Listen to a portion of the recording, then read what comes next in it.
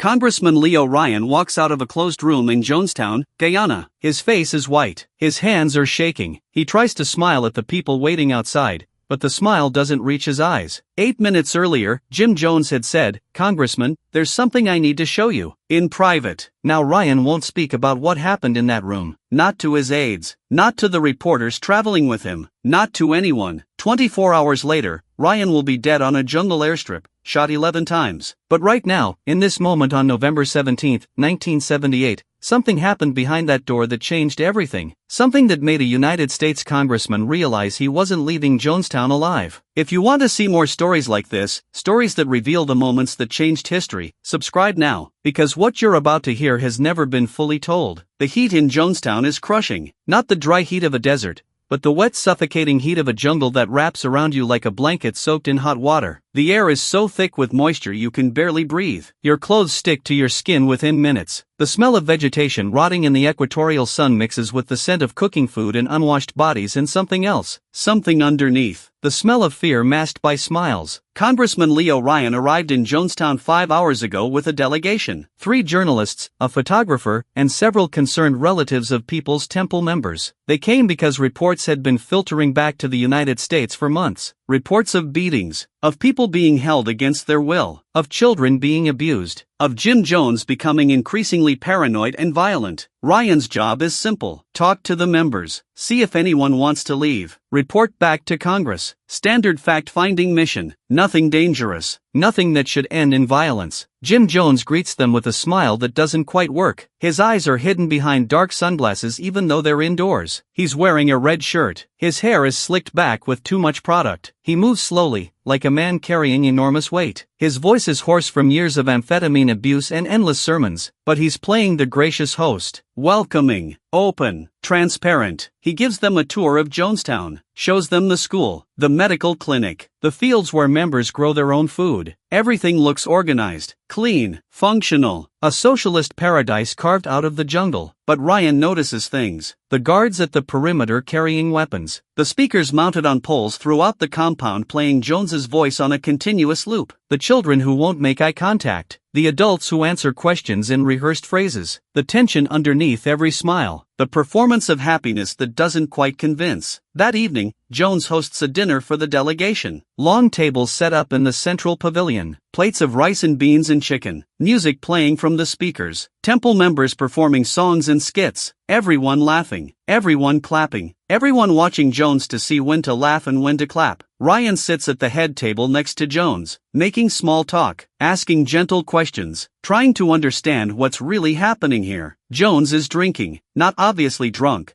but the glass in his hand keeps getting refilled. His responses to Ryan's questions become longer, more rambling. He talks about the CIA, about conspiracies, about enemies who want to destroy what he's built. His voice rises and falls, sometimes barely a whisper, sometimes almost shouting. The people around him lean in to hear, lean back when he gets loud, a rhythm they've learned through repetition. Then Jones stops mid-sentence, stares at Ryan with those hidden eyes behind dark glasses. The pavilion goes quiet. 900 people holding their breath. Jones stands up slowly. His chair scrapes against the wooden floor. The sound cuts through the silence like a knife. "Congressman," Jones says. His voice is calm now. Too calm. "There's something I need to show you, in private." Ryan hesitates, just for a second. Everyone at the table sees it. The brief calculation of risk. But he's a United States congressman. Jones is an American citizen running a community in a foreign country. What could possibly happen? Ryan stands, follows Jones away from the pavilion, away from the lights and the music and the 900 witnesses. Jones leads him toward a small building at the edge of the compound. A storage building maybe, or an office. The door is wooden, paint peeling in the humidity. Jones opens it, gestures for Ryan to enter first. Ryan walks in. The door closes behind them. Outside, the dinner continues, but the energy has changed. People are still eating, still talking, but their eyes keep drifting to that closed door, wondering, waiting. Inside the room,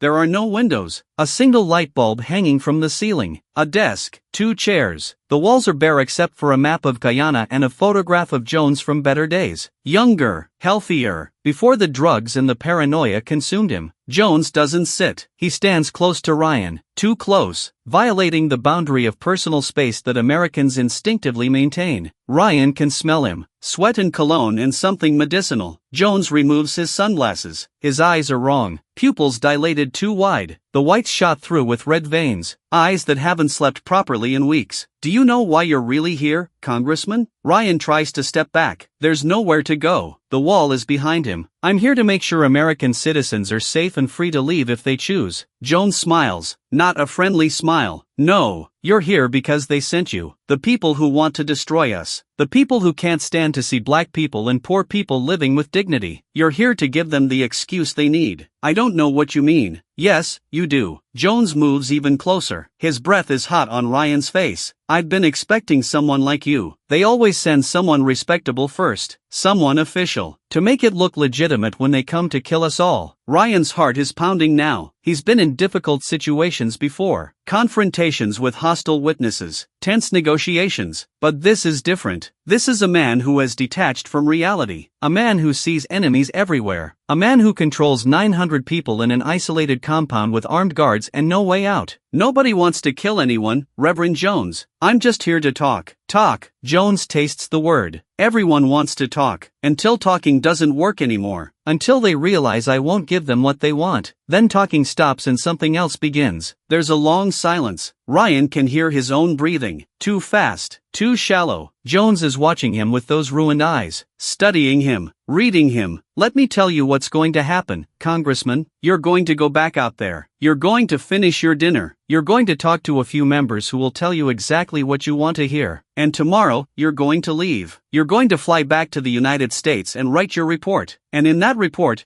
you're going to say that everything here is fine. That we're happy. That we're free. That we should be left alone. I can't promise that. I have to report what I actually find. Jones's face changes. The performance of civility drops away. What's underneath is cold. Empty. Then you won't leave at all. The words hang in the air. Not shouted. Not threatening in tone. Just stated. A simple fact. Ryan feels ice in his stomach despite the jungle heat. You can't keep a United States congressman prisoner. People know I'm here. If I don't return, they'll come looking. Let them come. Jones steps back finally, gives Ryan space to breathe. Do you think I haven't planned for this? Do you think I don't know exactly what will happen when they come? I've prepared my people. We've practiced. We're ready to die for our freedom. All of us. Every single person in this compound. Including the children. Ryan's mouth goes dry. You're talking about mass suicide. I'm talking about revolutionary suicide. There's a difference. When the oppressed choose death over returning to slavery, that's not suicide. That's the ultimate act of resistance. There are children here, babies. They'll die free, not as slaves to your racist, capitalist system. Their parents understand. They've already agreed. Ryan realizes with sick certainty that Jones means every word. This isn't a bluff. This isn't manipulation. This is a man who has convinced himself and 900 followers that death is preferable to the outside world. That drinking poison is an act of defiance instead of murder. Some people want to leave, Ryan says quietly. I've already been approached. They slipped me notes during the tour. They're terrified to speak openly but they want out. Jones's jaw tightens. Traitors. There are always traitors. People who don't have the strength to see this through. People who would rather crawl back to the system that oppressed them. They have the right to leave. They gave up that right when they joined us, when they committed to the cause, when they became part of something larger than themselves. Jones walks to the desk, opens a drawer. Ryan tenses, but Jones doesn't pull out a weapon. He pulls out a notebook, flips through pages covered in cramped handwriting, lists, names, plans. I know exactly who wants to leave. I know who passed you notes. I know who's been whispering. I know everything that happens here. These people are mine, Congressman, not yours, not the government's. Mine. I saved them. I gave them purpose. I gave them family. And now you come here trying to take them away. I'm trying to give them a choice. There is no choice. Jones slams the notebook on the desk. The sound is like a gunshot in the small room. There's loyalty or betrayal. There's us or them. There's life here or death out there. That's the only choice. And I won't let you poison my people with false promises of freedom that doesn't exist. Ryan realizes he's made a terrible mistake coming here. Not just into this room, into Jonestown itself. He's triggered something in Jones. Some final calculation. Some decision that was waiting to be made. If you try to take anyone, Jones says quietly,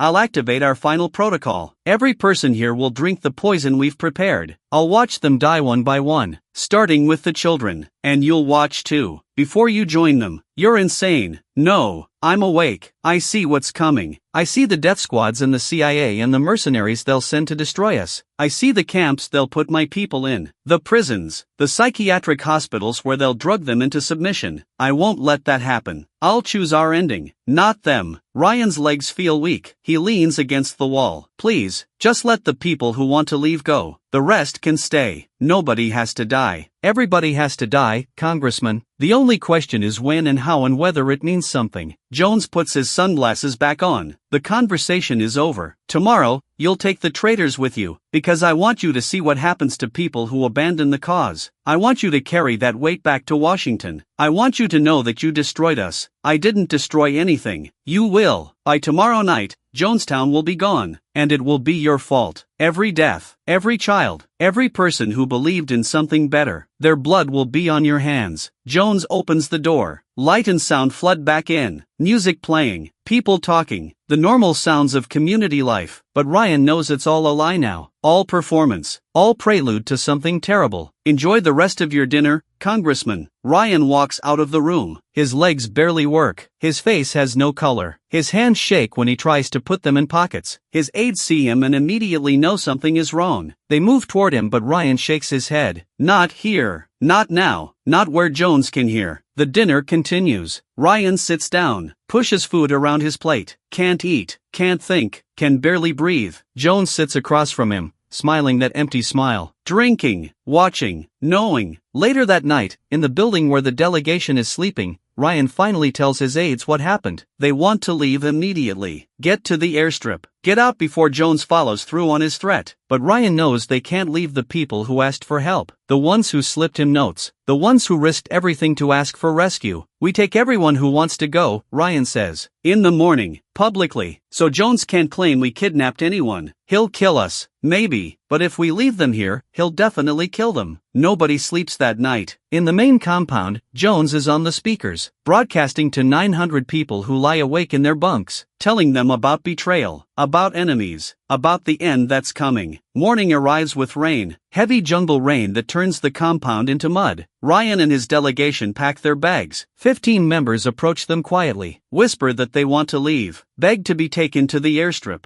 Jones watches from the pavilion, says nothing, just watches with those hidden eyes. The group moves toward the trucks that will take them to the airstrip. Ryan keeps looking back at Jones, expecting him to stop them, to call his guards, to activate whatever final protocol he threatened. But Jones just stands there, motionless, a statue of a man who has already made his decision. At the airstrip, while they wait for the plane to arrive, a dump truck appears on the road, armed men in the back. Ryan sees them and knows, this is it. This is what Jones planned. Not stopping them from leaving, letting them get close to escape, close enough to hope, then taking it away. The gunfire starts. Ryan tries to run, tries to reach cover, but there's nowhere to go. 11 bullets find him. He falls in the mud next to the small plane he'll never board. 4 others die with him. The rest scatter into the jungle. Back in Jonestown, Jones gathers everyone to the pavilion, tells them the congressman is dead, tells them the end has come, tells them it's time to drink. 909 people line up, take their cups, drink their poison, lay down to die. Starting with the children, just like Jones promised. The 8 minutes in that room weren't just a conversation. They were Jones giving Ryan a choice. Turn back now. Write the report that says everything is fine. Let Jonestown continue. Or push forward and trigger the ending Jones had been planning for years. Ryan chose to push forward. Chose to save the people who asked for help. And Jones made him pay exactly the price he promised. Made Ryan watch his own murder play out in slow motion. Made him carry the knowledge that trying to help would doom everyone. But here's what Jones didn't say in that room. Didn't admit even to himself. He needed Ryan. Needed the external threat. Needed the government conspiracy. Because without an enemy forcing his hand, the mass suicide was just murder. Just a paranoid drug addict killing 900 people for no reason. Ryan gave him the narrative, gave him the justification, gave him the enemy that made revolutionary suicide sound noble instead of insane. Jones didn't die for his beliefs that day in Jonestown. He died because his beliefs required everyone else to die first. Required witnesses. Required someone to carry the story back. Someone to tell the world that the government killed Jonestown. That the conspiracy was real. That Jim Jones was right all along. Ryan walked out of that room knowing he was already dead. Knowing that whatever choice he made, Jones would use it to justify mass murder. Stay and let the abuse continue, or leave and trigger the end. There was no third option. No way to win. No way to save anyone. The recording of the mass suicide still exists. 44 minutes of Jones commanding people to drink. Of children crying. Of parents begging for mercy that never comes. And underneath it all, Jones's voice. Calm. Controlled. Certain. The voice of a man who convinced himself he was saving people by killing them. But in those 8 minutes with Ryan, alone in that room, Jones's voice was different. Desperate. Pleading. Trying to convince Ryan not to force his hand. Trying to avoid the ending even while promising to execute it. Because somewhere beneath the drugs and the paranoia and the Messiah complex, Jim Jones knew the truth. Knew that revolutionary suicide was just suicide. Knew that dying for the cause was just dying. Knew that the whole thing was a lie he'd told so many times he trapped himself inside it. Ryan gave him the excuse, the enemy, the reason, the story that would justify 900 deaths. And Jones took it. Because the only thing worse than mass murder is mass murder that means nothing. That's just a crazy man killing everyone who trusted him. At least with Ryan, with the conspiracy, with the government threat, it could be something else. Something historical. Something revolutionary. But it wasn't. It was just murder. 909 people, 304 of them children, lined up and poisoned because one man couldn't admit he was wrong. Couldn't face the world without absolute control. Couldn't let anyone leave because every person who left proved that Jonestown was a prison, not paradise. Those 8 minutes behind closed doors weren't a revelation. They were a confession. Jones telling Ryan exactly what would happen, exactly how it would end, giving him one last chance to walk away and pretend everything was fine. And when Ryan refused, when Ryan chose integrity over survival, Jones made sure he understood the cost. The congressman who tried to save Jonestown died on a jungle airstrip. The people he tried to save died hours later. And Jim Jones died last, watching his utopia turn into a mass grave, knowing that every death was his choice, his command, his legacy. That's what happened in 8 minutes. A man revealed who he really was. And another man chose to die rather than let that evil continue unopposed.